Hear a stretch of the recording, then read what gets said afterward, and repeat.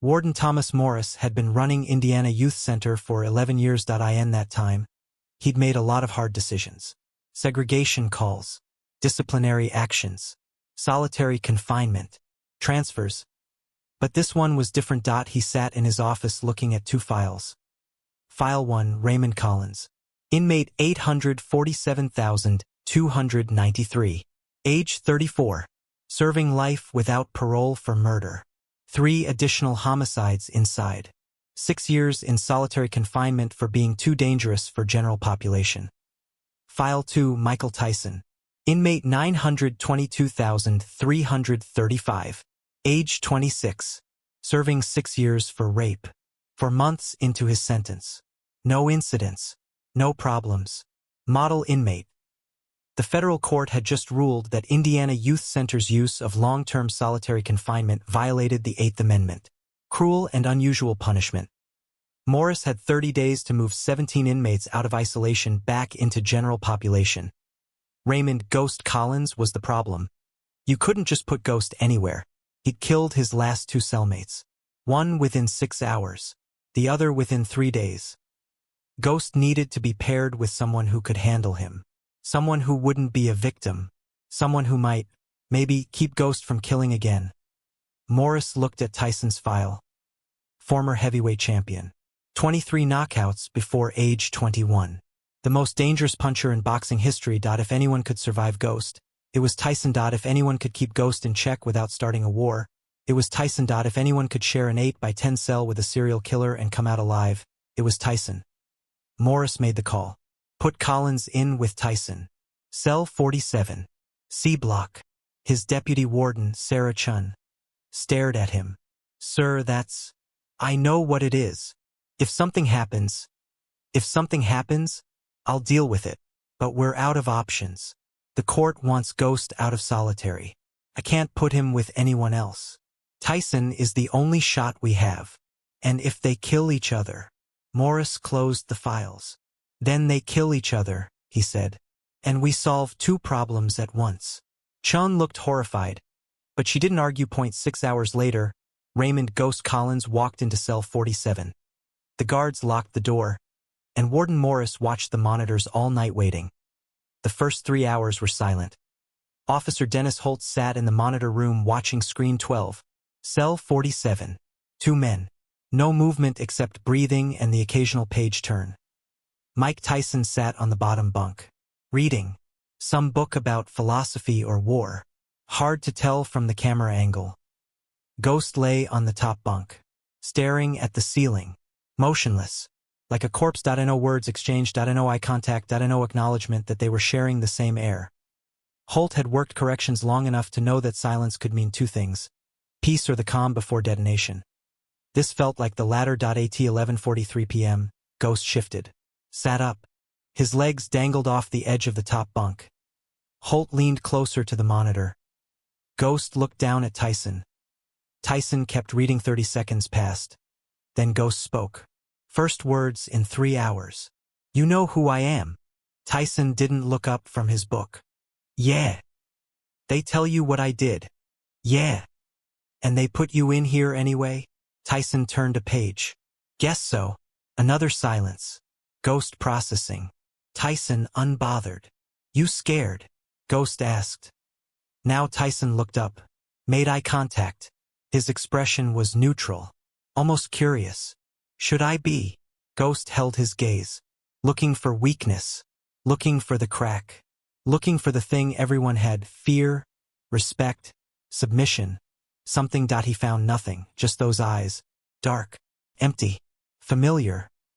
Ghost had seen eyes like that before, in mirrors, in men who'd crossed lines they couldn't uncross. I killed 3 people in here, Ghost said. Matter of fact, not a threat, just information. I heard, Tyson said. 2 of them were my cellmates. I heard that too. And you're just reading? Tyson set his book down, kept eye contact. What do you want me to do? Run? Can't. Fight you? Could. But then we both end up in solitary and I'm trying to do my time quiet. Ghost tilted his head. So you're not scared? Didn't say that. That surprised Ghost. You just said, I said I'm trying to do my time quiet, Tyson interrupted. Didn't say I wasn't scared. Said I'm making a choice. What choice? Not to let the fear decide what I do. Ghost stared at him, processing. This wasn't how these conversations usually went. Most people try to act tough, Ghost said. Or they beg. Or they try to make friends. You're just honest. No point in anything else, Tyson said. You're gonna do what you're gonna do. Me pretending changes nothing. Ghost was quiet for a long moment. Then he laughed. Not humor. Something darker. You're different. So are you, Tyson said. How you figure? You've been in here 3 hours. Haven't tried anything. Haven't tested me. Just lying up there thinking. That's not what they told me about you. Now it was Ghost's turn to be surprised. What did they tell you? That you're violent, unpredictable, dangerous, that you killed your last cellmates fast. No, and you think that's not me? Tyson shrugged. Maybe it was, but you've had 3 hours, and I'm still breathing. So either you're waiting for something, or you're different than you were. Ghost's jaw tightened. You don't know shit about me. You're right, Tyson agreed.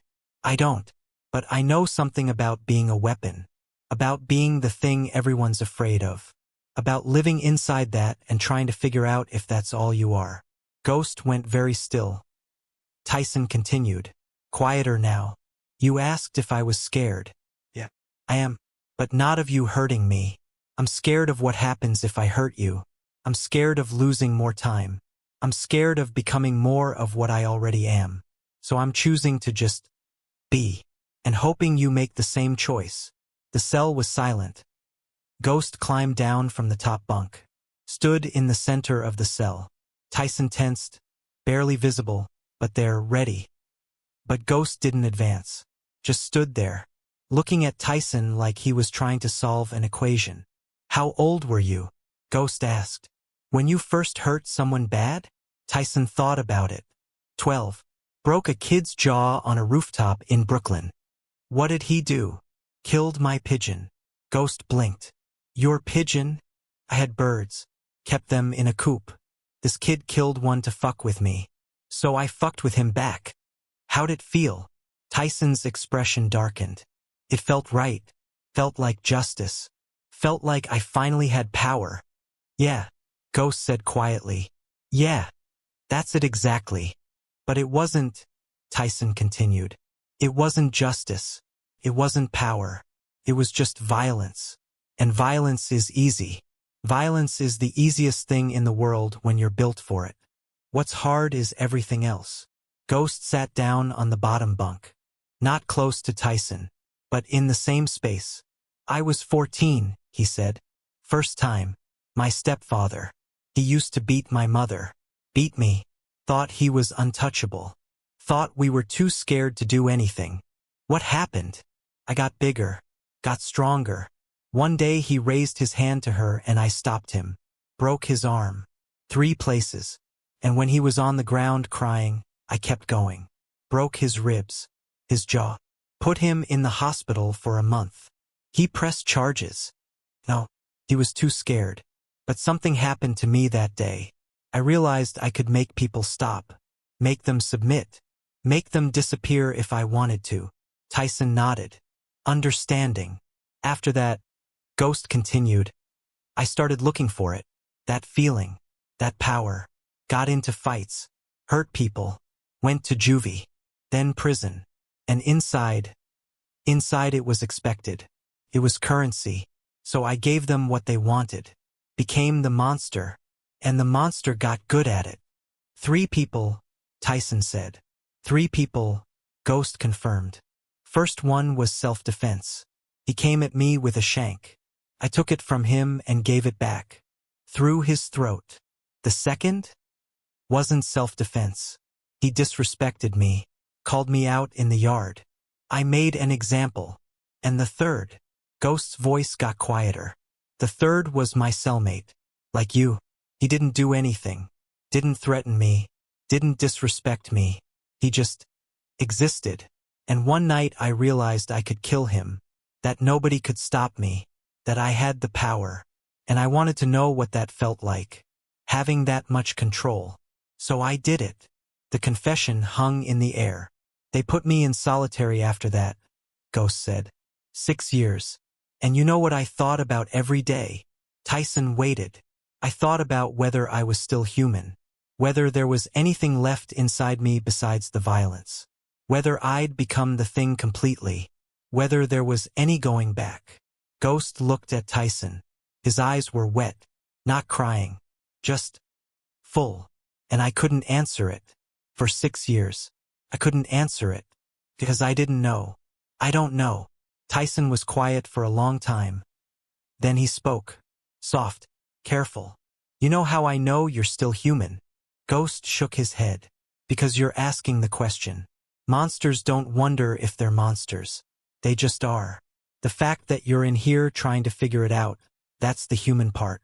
That's the piece that hasn't died yet. Ghost's breath caught. Like something inside him had been struck.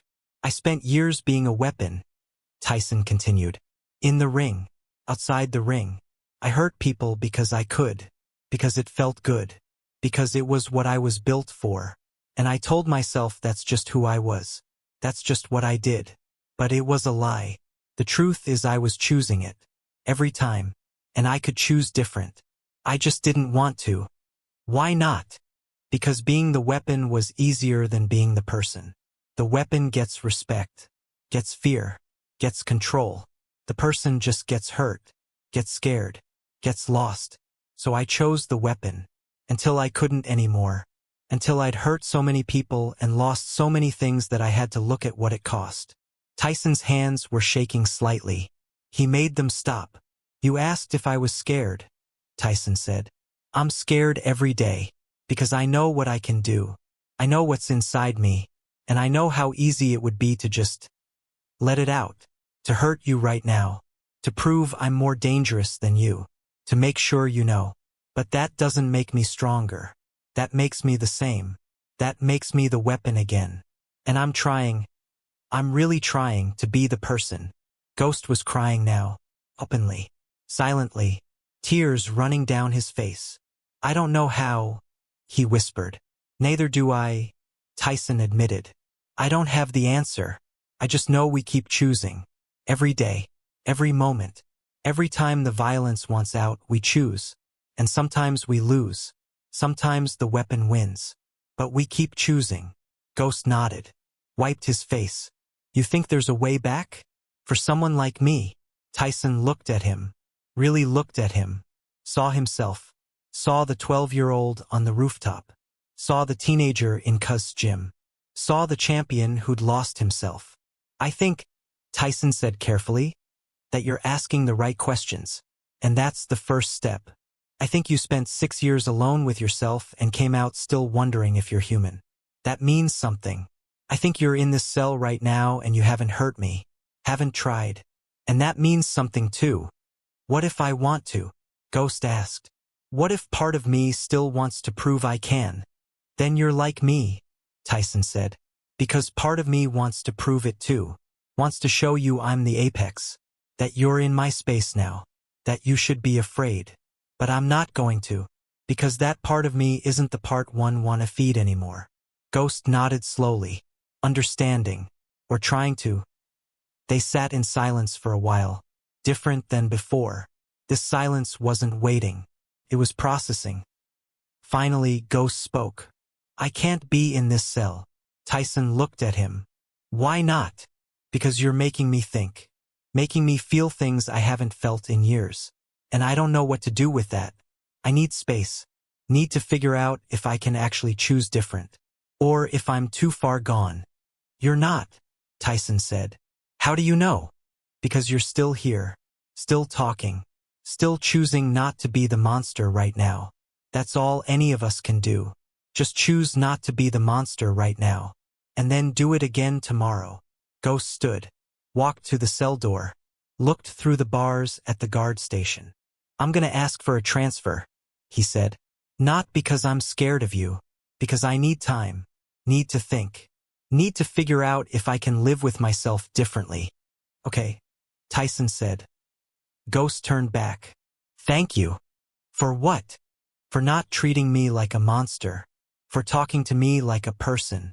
Nobody's done that in 6 years. Tyson nodded. We're all both. Monster and person. The question is which one we feed. At 6:47 a.m., Raymond Ghost Collins requested a transfer. Warden Morris approved it immediately. Partially because he was relieved they'd both survived. Partially because he saw something different in Ghost's face. Something that hadn't been there before. Ghost was moved to B block. Single cell. Isolation but not solitary. He had books. Had time. Had space to think. He served 11 more years. In those 11 years, Ghost never hurt another inmate. Never threatened anyone. Never became the weapon again. He worked in the library. Read philosophy. Wrote letters to victims' families. Tried to make something that might resemble amends. The guards noticed. Other inmates noticed. Even Ghost noticed. Something had changed in cell 47. Not instantly. Not completely. But something had cracked. And through that crack, light got in. Mike Tyson served the rest of his sentence quietly. No incidents. No violence. He read. He trained. He tried to figure out who he was beyond the fists. When Tyson was released in 1995, a reporter asked him about his time inside.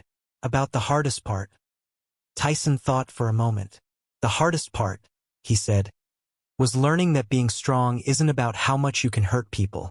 It's about how much you can hurt people and choosing not to. That's the real fight, and it never ends. The reporter didn't understand. But in a cell somewhere in Indiana, Ghost was reading those words in a newspaper, and he understood perfectly. Because he'd learned the same lesson. In 8 hours. In an 8x10 cell. With a man who'd been where he'd been. Who understood what he understood. They'd both been weapons. Both been monsters. Both been lost inside the violence. But for one night, they'd chosen to be people. And that choice, that simple, impossible choice, had changed everything. Warden Morris never admitted it publicly. But in his private notes, he wrote about cell 47. About the night he put 2 killers together and they came out different. He wrote, sometimes the greatest act of violence is the violence you don't commit. Sometimes the strongest demonstration of power is restraint. I put 2 weapons in a cell. They came out men. I don't know how. I don't know why. But I know it mattered. The cell is still there. Cell 47. C Block. Indiana Youth Center. Empty now. Used for storage. But sometimes guards walk past it and remember. Remember the night 2 monsters chose to be human. And one.